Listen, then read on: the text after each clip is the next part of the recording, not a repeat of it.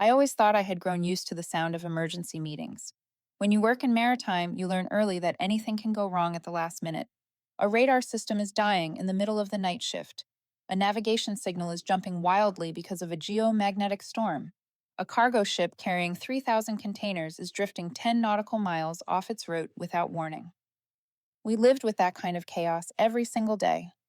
But the morning the board called me to the 32nd floor, the executive conference room of Harbor Point Navigation Systems, there was another sound I recognized: the silence of people who had already made up their minds.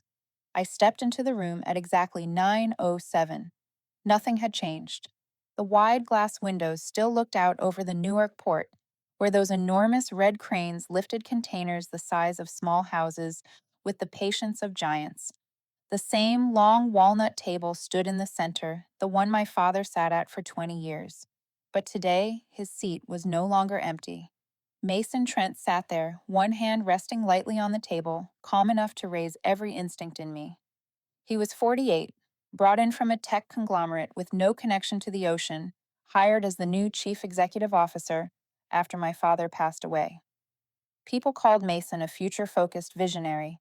I saw only one thing: a man with no patience for the sound of wind across a ship's deck. On his left was Judith Rowe, her silver hair brushed too straight, her eyes always looking as if she had just found a technical flaw no one had corrected. Chief Financial Officer Brett Caldwell sat on his right, tapping his fingers on a stack of papers as if he were counting future profits. The remaining 7 board members avoided my gaze, a sign that needed no explanation. I set my laptop down in my usual seat. No polite smiles, no offer of coffee. I waited. They watched me as if expecting an emotion. Then Mason broke the silence.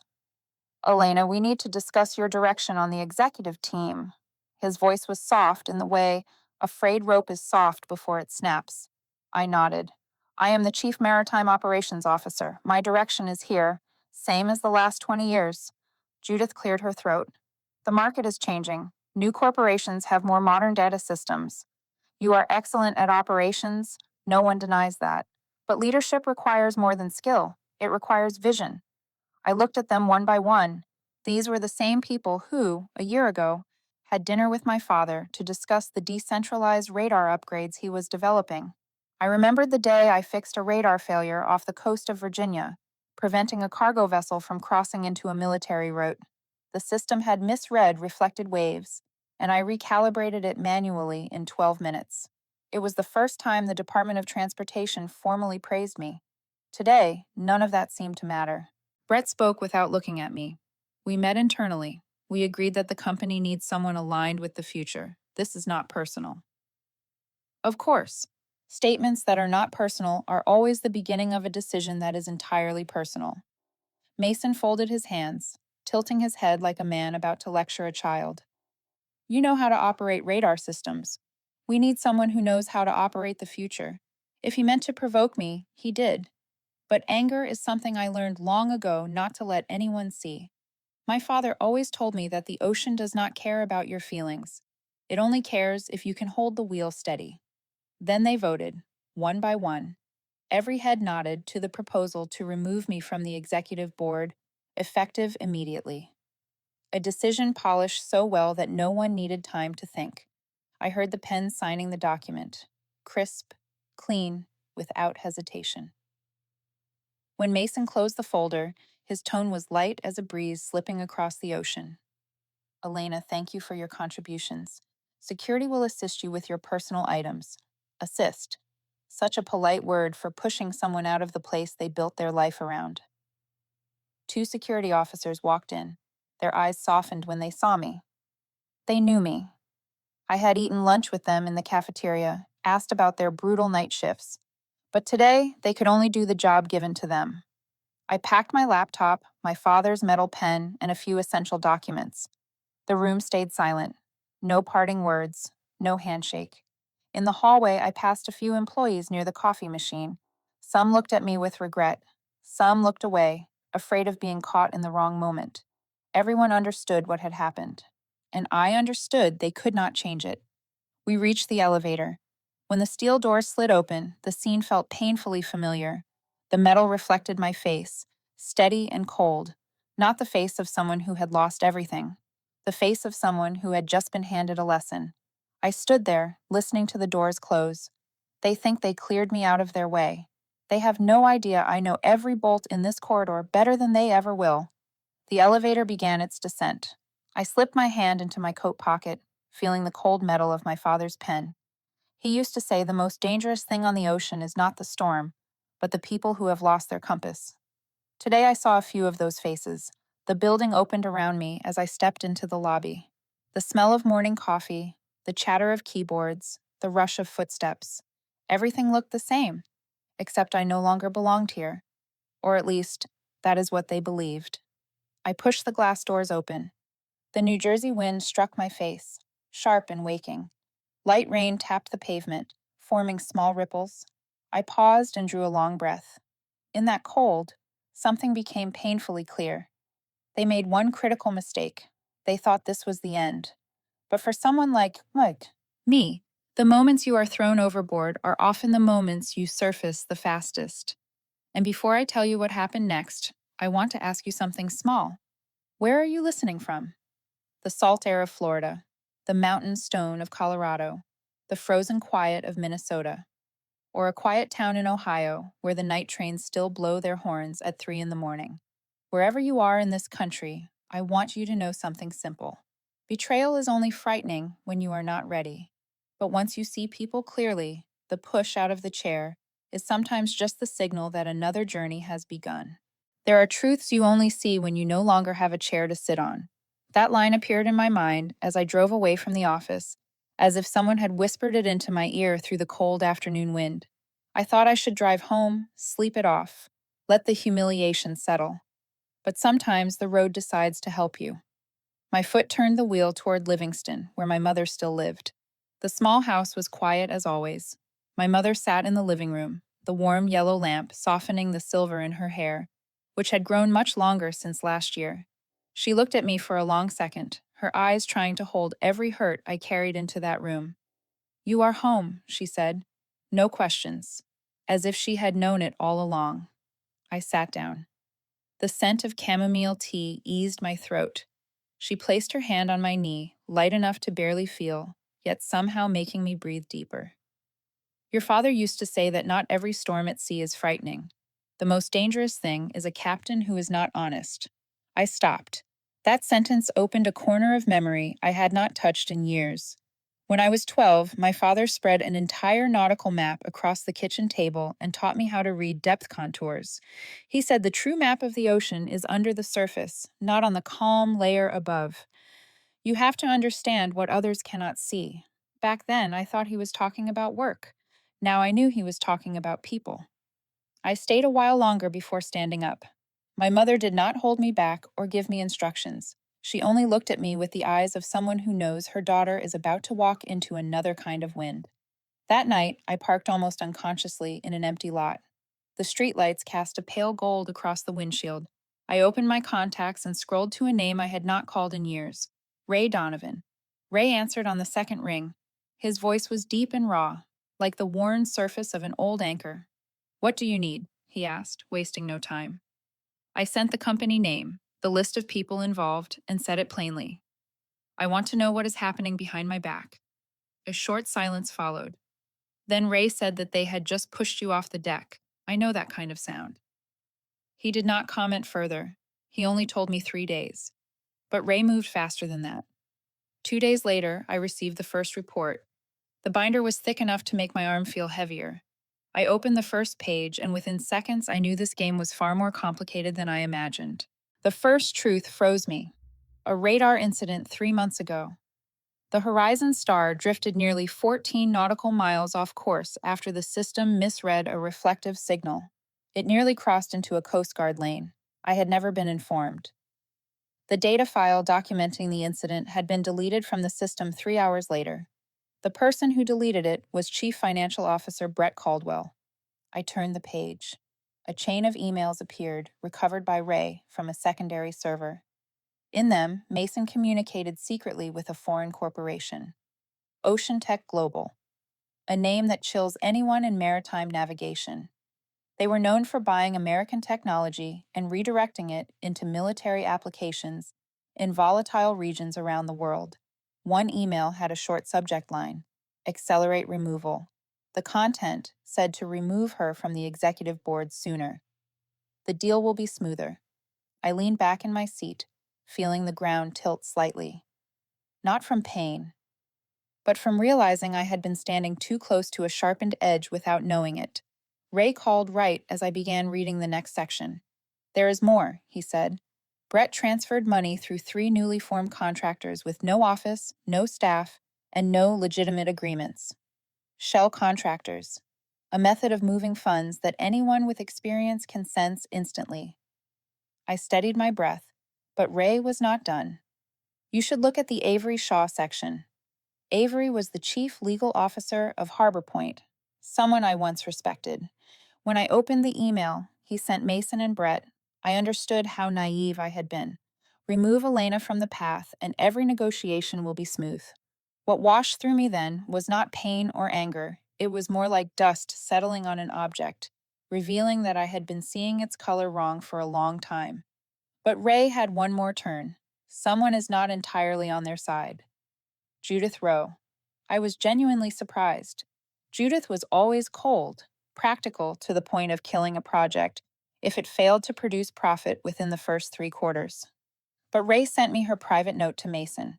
In it, she warned that selling tri-layered radar technology to a foreign corporation could draw attention from the Department of Homeland Security. Ray added that he did not think she was good, but she was not blind either. Maybe she understood what they were about to do crossed a line. I looked at the remaining pages. They all led to a conclusion I wished were untrue but could not deny. They did not just want me out. They wanted to sell the foundation my father had built, sell navigation technology that could shift the entire balance of maritime security. I closed the binder and looked up at my father's photograph on the wall. He was smiling with his hand resting on the hull of a ship still under construction. His eyes always looked that way, trusting, steady. And those eyes made me see more clearly what I had to do, even before I knew where the path would lead. There are moments when the ocean is calm, but the current beneath is what you should fear. And that night, I knew one thing. The current had begun to turn. They thought I had disappeared. I only changed the field. And sometimes changing the field is the best way to make your opponent lose your trail. For 3 days, after receiving Ray's report, I barely stepped out of my apartment. I spread the ownership chart across my kitchen table, each small square representing a person, a family, a retirement fund, or a former engineer who had spent a lifetime working beside my father. Harbor Point was not a giant corporation, but it was big enough that someone shoved out the door, like me, who could not easily shift the tide. But my father once said that you do not always need a strong wind to change a ship's direction. Sometimes you only need to turn the wheel at the right moment. I started with the people I trusted most. The ones who witnessed the radar incident were buried but could not say a word. The ones who understood what Mason and Brett were doing but stayed silent to keep their jobs. People whose voices had been squeezed dry by decisions made by those sitting too high above them. The first person I called was Marvin Lopez, the veteran engineer who had worked for the company for more than 30 years. Avery Shaw once cut his budget simply because his testing lab did not produce direct revenue. Marvin met me at an old warehouse on the edge of Newark, where he was repairing a wooden boat he had built himself. He looked at me, his shoulders thin, but his eyes just as sharp as the day I started in the field. If your father were still alive, he would have kicked them straight into the ocean, Marvin said, his voice carrying like sea wind across a ship's bow. He handed me a folder wrapped in plastic. I opened it. Technical documents Avery had ordered destroyed 8 months earlier. Inside were the full test reports for the tri-layered radar system my father developed. The documents showed that the system was still in refinement, nowhere near ready to be sold to anyone, let alone a foreign corporation with questionable intentions. Marvin sighed. Your father believed in transparency. These people do not. I tightened my grip on the folder. These documents were not only technical, they were proof that selling the technology could be genuinely dangerous. And more importantly, they showed that people inside the company still believed in my father's values. The second person I visited was Tom Briggs, the head of the offshore radar testing team, the man who had worked with my father back when Harbor Point was just a small workshop by the water. Tom opened the door, looking like someone who had just ended a night shift, his shirt carrying the scent of sea salt. I heard what happened, Tom said, folding his arms. And you know what the saddest thing is? Your father trusted those people. Trusted them enough to hand them everything he built. If he were still here, yes, I would bet he would have kicked them into the ocean himself.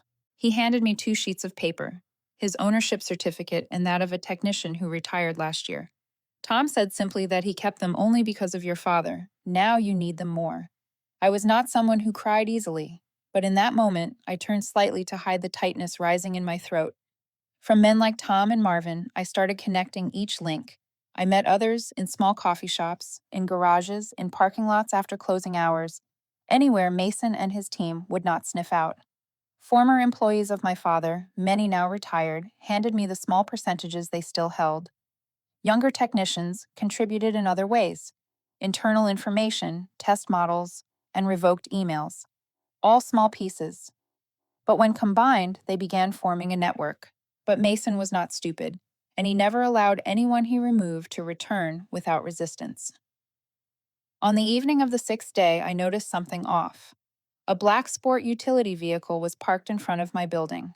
Lights off, no company markings. No one is going in or out, just sitting there, long enough to know it was not a neighbor's car. The next night, it returned. The third night, the same. No movement. I sat in my living room, watching the vehicle through the curtains, tension stretching along my spine. Not fear, awareness. Mason had begun to sense that something was wrong, and he chose the method people with power often use: watching, pressuring, reminding you they knew every breath you took and every step you made. I did not have a husband. My marriage ended 3 years ago when I finally understood that my husband could not endure the weight of my work or my unpredictable offshore schedule. We separated quietly, without a fight. I also had no children. My work had taken all of me. Only my mother remained, her heart growing weaker with time, but still trying to appear strong so I would not worry more. Maybe that was why the black vehicle bothered me. Not for myself, for her. She did not need any more stress. But fear, when aimed well, can make you sharper. I called Ray. He only said one thing: good. That means they know someone is playing on the ground they thought they owned. When the 10th day arrived, I looked at the ownership chart in front of me and saw the new number. 25%. Not much compared to the war I was about to enter, but enough to force any board to reconsider ignoring someone's voice. 25%. All gathered in silence. No one knew where I was coming from, and the real fight had only just begun. When an enemy begins to fear you, they often talk more than they think. And the strange thing is, the more power they have, the more mistakes they make. Harbor Point in those days was no different from a ship tilting in rough water. The funniest part was that they still believed they were standing on the command deck. The afternoon I reached 25% ownership, I received the first envelope: thick paper, black ink, and an embossed seal of the board.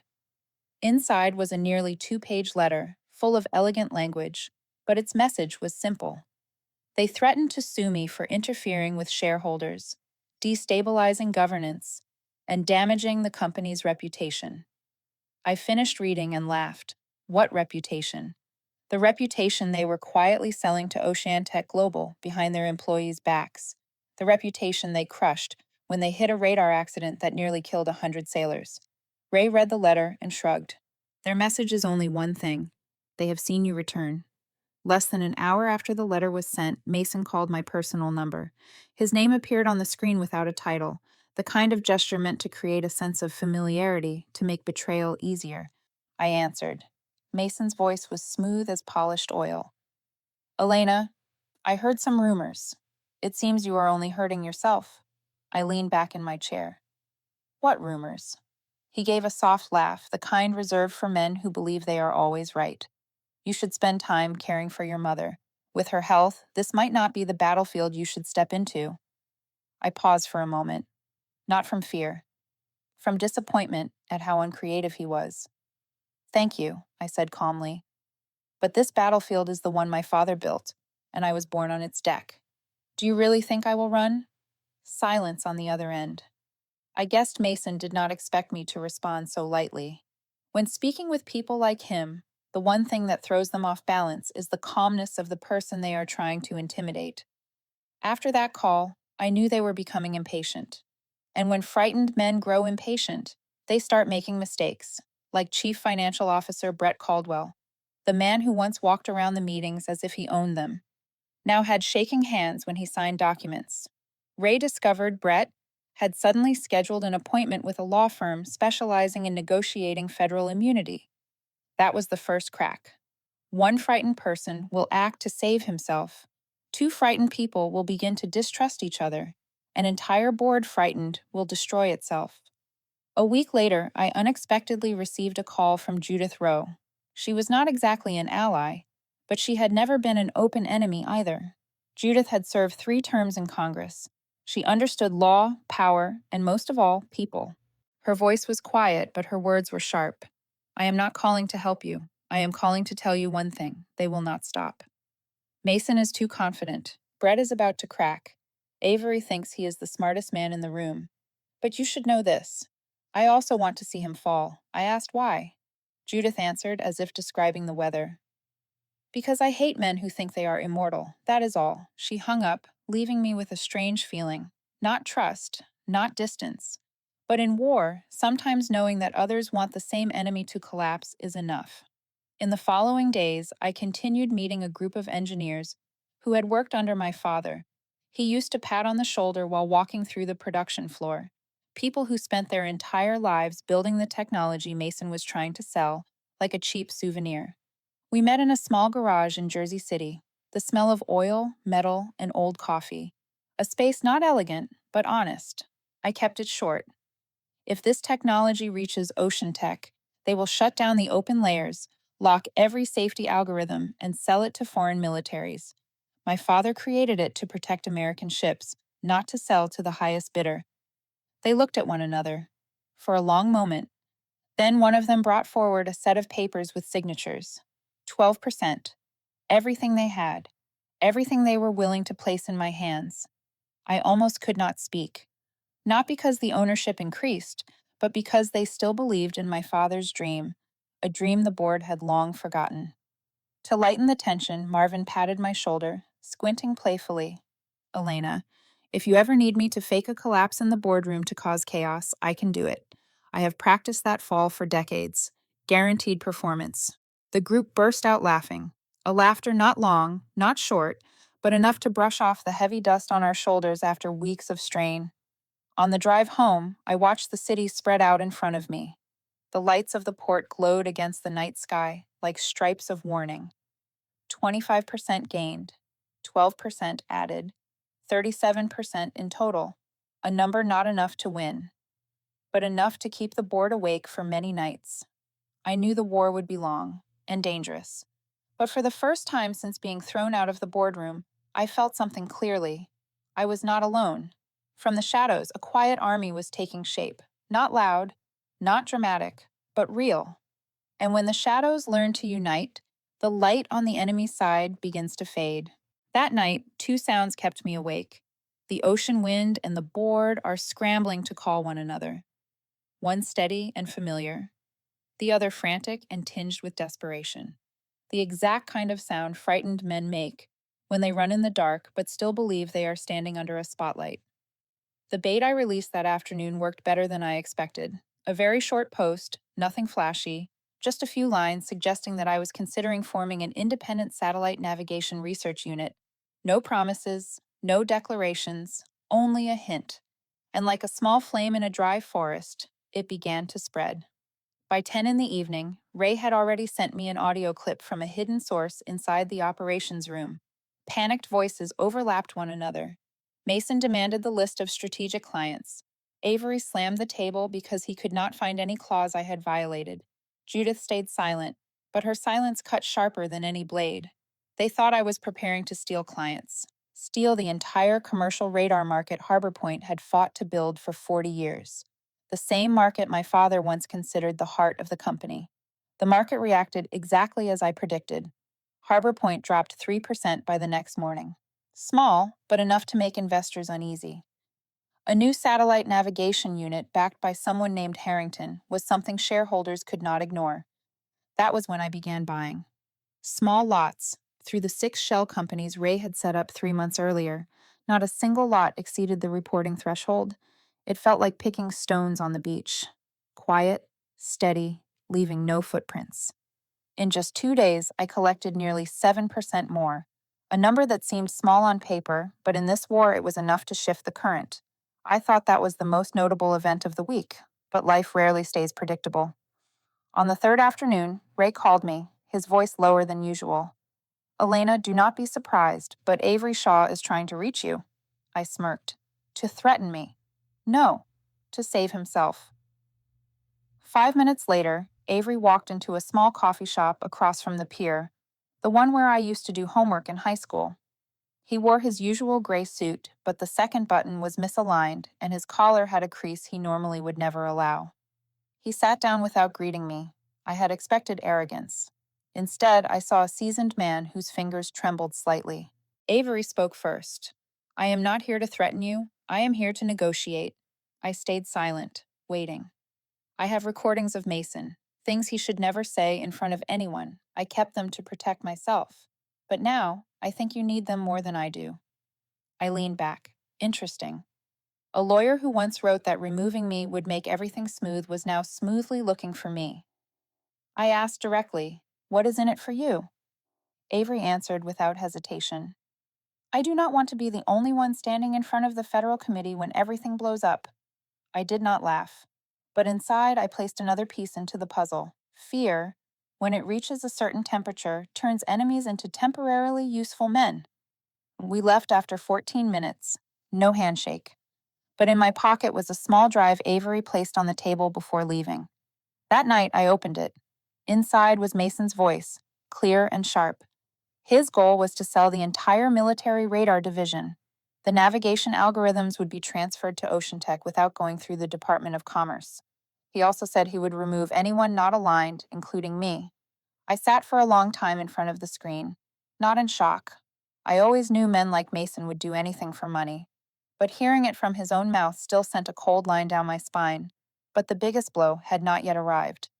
The next morning, the news exploded. A large cargo ship using Harbor Point's new radar system experienced a signal failure 60 nautical miles offshore. The vessel drifted 8 degrees off its original course and nearly crossed into an international shipping lane. No one died, but the media began asking questions. The cause was a testing software error. Software Mason approved, even though my father's engineering team had opposed it. When I heard it, I stood still in the kitchen, not angry, hurt. My father always said that navigation technology has no room for even half a degree of error. Half a degree at sea is a life. I placed both hands on the counter, my eyes burning. Not the kind of tears that release emotion, the kind that rise when something you love is dragged through the mud. Ray said nothing. He only placed a hand on my shoulder, gently enough to feel like a breath. By afternoon, Harbor Point continued to fall. Pressure closed in on the board. Investors called nonstop. The Federal Transportation Department demanded a full report, and I kept buying. People in panic always sell their assets cheaply. I did not blame them. I only used what the board had created. Chaos. 2 days after the cargo ship incident, I reached 45% ownership. From 25 to 45 in less than 2 weeks. A number heavy enough to rob Mason of sleep. Heavy enough for Avery to save himself. Heavy enough for Judith to look at me with something more than curiosity. That night, strong winds swept in from the pier. I opened the window and listened to the waves hitting the hulls offshore. The city below was unsettled, just like this fight was no longer about a seat. It had become a war to reclaim the honor of a man no longer here. And I knew I had entered the stage where every mistake must be paid for in blood or in shares. I chose shares. There are moments when justice does not need to shout. It only needs to be placed in the right spot. I repeated that line to myself many times during the week after the cargo ship suffered the radar failure. It felt as if something pressed against my chest every time I thought about how the reputation of the technology my father built was being twisted by people who did not understand, or did not care about its true meaning. But I did not let myself sink into disappointment. In war, a few misplaced breaths are enough to lose the entire field. On a Monday morning, I received a call from the Department of Homeland Security. They wanted to meet. More precisely, they were launching an urgent review of transactions connected to Ocean Tech Global, the foreign corporation Mason had secretly negotiated with. They suspected Ocean Tech sought not only to purchase radar technology, but also to influence strategic shipping lanes along the northeastern coast, a risk anyone who understood the ocean would never dismiss. I arrived at their headquarters in Washington on a windy afternoon. The large concrete building curved along the Potomac River, reminding me of a defense ship. In a small meeting room, the maritime security inspector flipped through the documents Ray Donovan had collected. His expression did not show excitement or distress. He only said one short sentence. These open a much larger story. I understood him. If Mason sold the core radar system to Ocean Tech, the United States would pay a price. That radar was not a toy. It was the eyes of hundreds of vessels, the safety of crews, and the invisible shield that protected the coastline.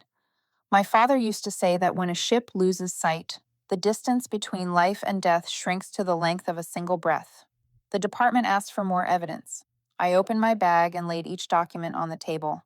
Mason's memo to Brett about altering radar parameters before the sale, the discussion sheet about cutting parts of the inspection process, the email from Avery suggesting they speed up the deal by removing the last obstacle, which everyone knew meant me.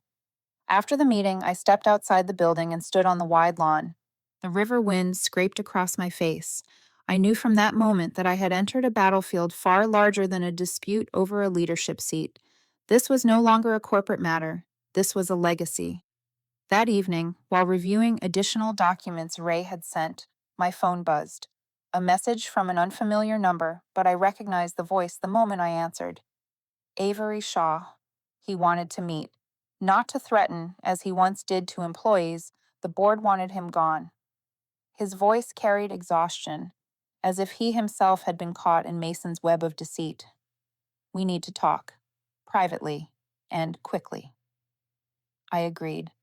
We met in the basement parking lot of a building in Arlington. The yellow light washed over Avery's face, making him look 10 years older than the day I left the company. He pulled a small recorder from the inside of his suit and placed it in my hand. Mason trusts no one, not even me. That is why he exposes more than he realizes. I pressed play.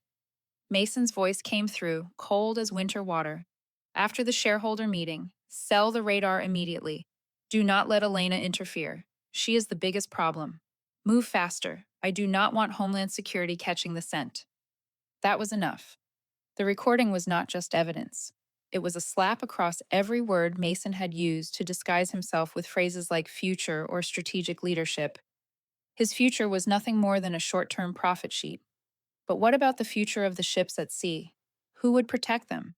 Who would watch over the miles of coastline lit by the technology my father spent his life perfecting? Avery exhaled, his face heavy. I will be dragged down with him when this explodes. I need a way out. I looked him straight in the eye. I am not here to save anyone. Truth will decide that. If there is something you need to clean, do it now. Avery did not respond, but he nodded. 2 days later, internal emails from the board leaked to the press. Not by me. I knew the source instantly. Avery was abandoning the sinking ship, and he chose to drop the first anchor. The moment the emails hit the news, Mason called me, his voice erupting like a man backed into a corner. You did this, Elena. You want to destroy the whole company. I kept my tone steady. If you fear the light, it is because what you hold has never been clean. You should be asking why your internal emails are out there. He was silent for a few seconds. Then the call ended. That night, Judith Rowe called. She did not circle as usual. She went straight to the point. I am on your side. Not because I like you. Because I hate leaders who treat security technology like a product to trade. They will destroy the company. And I refuse to let history write my name in that group. A short call, but a decisive one. What followed was a chain reaction. 3 small investment funds that once hesitated to return my calls reached out. They did not want their capital entangled in a scandal. They wanted to stand with someone competent, someone proven, someone ethical. I offered all three. That weekend, I sat at my father's old desk in my mother's small house, looking at the newly updated ownership chart. The final number appeared, clear and clean, like the strokes of my father's pen on technical reports. 53%. I leaned back. No smile, no applause, no celebration. Only a quiet feeling, like still water before the wind rises. Justice does not shout. It only needs to be placed in the right spot, and I knew I had placed it exactly where it belonged. Fear is the loudest noise in a boardroom, if you know how to listen. I understood that the moment I stepped into the 18th floor hall of Harbor Point that morning. I did not need to look closely to know the board was trembling. Eyes avoiding mine, small movements along the leather chairs, the restless way they shuffled documents as if paper could hide a conscience. All of it blended into a weak, diluted hum, like ocean waves hitting a crumbling cliff. Mason stood at the head of the table in a charcoal suit, his tie pulled too tight, making him look as if he might choke on his own ambition. He wore a smile I had seen on many freshly crowned leaders, the smile of a man who believed he had already won. "We will proceed with the vote to sell Harbor Point to Oceanantech Global today," he said in a low voice, meant to sound authoritative. "This is our chance to enter a new era." The board nodded along. Most of them thought I still held around 30%, enough to be inconvenient, but not enough to threaten anyone. They trusted that calculation, and their overflowing confidence was a gift. I pulled out my chair and sat without a word. I placed a file on the table, very lightly. A few brows furrowed, as if they sensed something wrong, but could not name it. Before the meeting officially started, I took out my phone and sent a single message to every shareholder still undecided. One sentence. No explanation, no pleading. If you choose Mason, you choose a future where the radar miscalculates the position of your own child's ship. I knew they would read it immediately. People who invest in maritime always understand the value of a warning signal. Some messages do not need many words, only accuracy and timing. A few minutes later, the fingers of a shareholder near the end of the table trembled slightly as he put down his phone. I saw it. I heard the sound that made no sound, clearer than any spoken word. They were afraid. Mason began his presentation. He projected charts of profit margins, revenue forecasts, and promises about a future he had stitched together from the marketing department's talking points. He talked too much. A man losing control always does. While he rambled, I watched Brett, the chief financial officer. The man looked like a fish stranded on a dock. Red eyes, fingers gripping the table edge, his legs shaking continuously under the chair. I knew the truth was crushing him, and nothing weighs heavier than a truth forced into silence. Mason ended his speech with his favorite line: "Ocean Tech is large enough to guarantee Harbor Point's survival. They have the vision that the older generation cannot keep up with." He looked straight at me when he said it. I did not care. I let the silence stretch for a few seconds, just long enough to make the room uneasy. Then I stood. "Before we vote, there is something I need to clarify." Mason crossed his arms, pretending to stay composed. "Please go ahead, Elena." I placed one hand on the table and tilted my head slightly, as if seeing the board through a different light. "You must have seen last week's news. The Dallimore Star incident. The radar lost signal for 5 minutes, enough to push the ship toward a rocky coastline. An incident Harbor Point chose to bury. A few people shifted in their seats. Brett lowered his head. I continued. On that ship were 2 children. A 6-year-old boy stood near the starboard side when the signal drifted. Do you know what his father wrote to me?" I opened the paper. One line. "Thank you for your father's system, smart enough to restart itself when humans fail." The room fell silent. No one spoke. I folded the letter and looked at Mason. "And you want to sell that system to a corporation under investigation for interfering with national defense shipping routes." Mason lifted his chin. "Elena, that is enough. You have no evidence for such heavy accusations." I tilted my head, smooth as water. "I do, Mason. Homeland Security is reviewing every transaction between you and Ocean Tech. They have the risk analysis report you approved without board consent." His face drained of color in a small, fleeting moment, but enough for me to know the blade had struck the right spot. He forced out words. "If you continue spreading misinformation, I will sue you for sabotaging the deal." I looked straight at him, my voice steady. "Go ahead." But remember that part of a lawsuit is opening the books, and I have enough documents to turn that into a very long trial. The room tightened like a rope pulled from both ends. Brett dropped his head. Then suddenly he broke down. Not loud sobbing, but the choking sound of a man finally releasing a weight he could never carry. Elena, he said, I hid the radar incident. I signed the falsified reports because Mason ordered them. I am sorry. I cannot lie anymore. I let a few seconds pass. No comforting. No scolding. Truth carries its own weight. Mason nearly shouted, Brett, stop! You are ruining everything. Brett wiped his tears. No, Mason. You are the one who ruined everything. The words hit the room like a midnight wave, slamming into a hull. I turned my gaze to the neutral shareholders. Just one look, no words, and I knew they understood the rest. 10 minutes later, when the vote began, I already held 7% more through emergency proxy agreements. When the final number appeared, I remained calm. 60%. In the large boardroom of Harbor Point, fear still echoed, but this time it was not mine, and I heard it loud and clear. I walked out of that boardroom months ago with a visitor badge. I returned with the rights of an owner. That morning, Seattle lay under a thin layer of fog so dense the skyscrapers looked like ships stuck in the middle of an open ocean. I stood before the glass doors of the 18th floor conference room, the same place where 3 months earlier I had been escorted out before my shoes even touched the carpet. The door was the same, but the handle felt cold in a completely different way. Not the cold of humiliation, but the cold of an ending waiting for its final line. I pushed the door open, a room full of people, yet silent as a ship's hull, with every engine cut. The board sat in a long row, and at the center was Mason.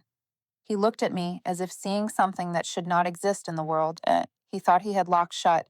Elena, who allowed you in here? He shot up from his chair, face burning red. Security, get her out of here now.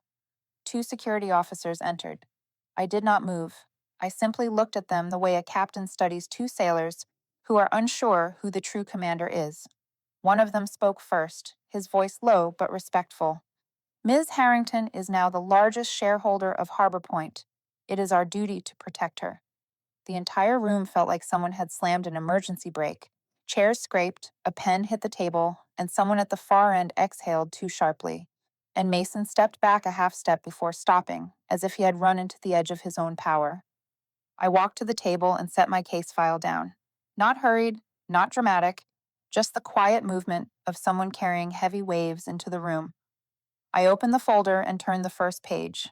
These are copies of the wire transfers routed through non-existent contractors, all approved by Chief Financial Officer Brett Caldwell under direct instruction from Mason Trent. Mason slammed his hand on the table. You are fabricating things. I turned to the second page. This is the altered report for the Dallimore Star radar incident. The original shows the system flagged an error 11 minutes before the drift, but the board ordered it hidden to protect stock value. Faces tightened as if blasted by cold wind. No one dared look at the pages for long. Truth, when exposed, has a way of shrinking a room. The third page, an email from Avery Shaw to Mason. I read it slowly, each word sounding like a confession from a man who had chosen the wrong side. Remove Elena and the deal will be smooth. Ocean Tech will add $20 million if the sale closes before the third quarter. I heard someone swallow. A few exchanged glances. The same people who once shook Mason's hand were now measuring how stable their chairs really were. The final page. I placed a recorder on the table. Mason's voice filled the room, sharp and unmistakable. Once I sell, I am firing all the old engineers. That dead weight holding the company back needs to go. No one spoke after that line. No one dared. That was the moment Judith Rowe rose to her feet. She did not look at me, or at Mason. She looked straight at the ones who had supported him, with the eyes of a woman who had seen too much politics to tolerate one more cheap stunt from an ambitious fool. I am voting to remove the entire board, she said, each word slicing through the room like a blade slipping through cloth. And by policy, I request an immediate motion. Mason lurched forward.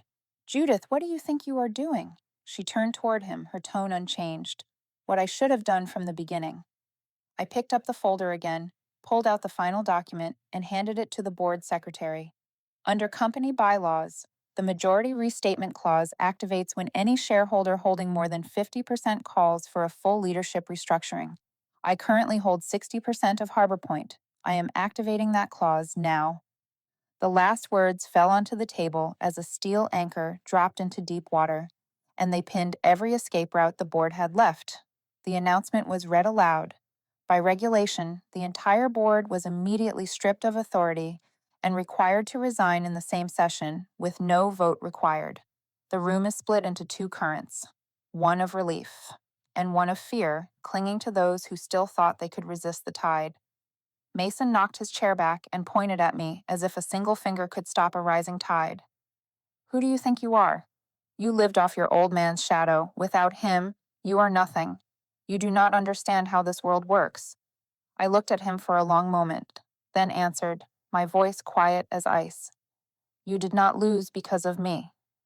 You lost because you thought you were smarter than the ocean. The silence that followed was the kind no one wants to touch. I gathered the documents, locked my case, and turned to leave. Behind me, security began collecting badges, laptops, and phones from every board member. Soft clicking sounds filled the room, but to me, they were the sound of anchor chains lifting from the water. Harbor Point was preparing to turn. When I opened the door to step out, I saw employees lined up along the hallway. Many avoided my eyes, but not out of shame, out of emotion. I saw it in the way they stood straighter, in the way they held their folders as if someone had finally stood up for them. I did not smile. I simply nodded and walked out of the room that had once been full of shadows, feeling for the first time the light I had pulled back with my own hands. Some returns are not meant to prove anything, but to finish what was left undone. I understood that most clearly on the first morning I sat again in my father's office, the room I had avoided for years, because I could not stand its silence without him. The gray-blue walls were still there, the ship models he built by hand still resting in the glass cabinet. The wooden shipie, nearly a foot long, the one he once said would be the prototype for the next generation radar system, sat exactly where he had left it. A thin layer of dust on its deck made it look as if it had just completed a long voyage. I touched the side of the hull lightly, cold. But the cold of time, not the cold of loss. For the first time in months, I felt I could breathe. That afternoon, I called an internal meeting with the remaining team leaders. No theatrics, no grand speeches, just three things that needed to be said clearly and without hesitation. First, all negotiations with Ocean Tech were terminated immediately. No deal was worth jeopardizing the maritime safety we had built. Second, the engineering teams Mason had cut were fully restored. Those who had been labeled obstacles were returned to the roles they belonged in. They were not rusted. They were the backbone of this technology. Third, I announced the SeaSafe program, a free radar inspection initiative for commercial vessels using Harbor Point systems, especially in areas prone to sea fog. My father used to say that if your technology can save one ship, it deserves to be checked 10 times. The room stayed silent for a few seconds, then broke into applause. Not loud applause, the kind that comes from people who feel they have just escaped a dangerous whirlpool. Judith Rowe approached me after the meeting. Her sharp gaze was still there, but softened around the edges. Perhaps for the first time, she did not look cold. I am not apologizing, she said, her tone direct. But I want to finish the part of the path that still needs fixing. If you want, I will serve as a strategic advisor. No spotlight, no authority, just the work of repairing what we let drift. I looked at her for a moment and nodded. Not everyone who once stood on the wrong side is a traitor. Some only need a chance to correct their course. She was one of them. Later that day, I walked down to the radar testing floor. The air smelled of engine oil, familiar and grounding. Many old faces were waiting for me. And from the corner of the room, Marvin Lopez appeared, carrying a large box of donuts. Congratulations to the new captain, he said, trying to keep a straight face before breaking into a laugh. I brought donuts to celebrate the day the board got swept out. If you want a cake, I can bake that too. Laughter spread through the room, light but genuine. For the first time, the testing area felt like the place my father had stood in, not the showroom Mason once wanted to turn it into for Ocean Tech. That night, I sat in the office, opened my laptop, and wrote a letter to the entire company. Not long, not empty words. We straighten what has been bent.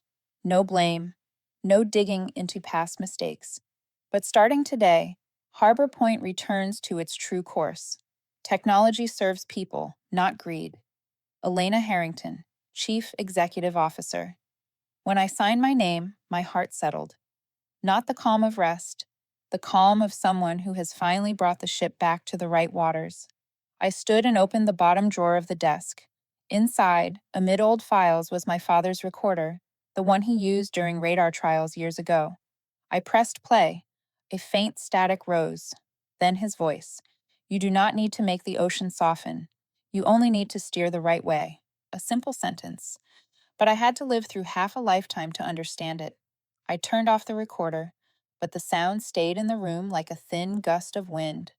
When the office light hit the ship model in the cabinet, I knew one thing clearly. The battle had ended, but the journey had just begun. Not a journey of revenge, a journey of restoring a legacy that had been bent out of shape.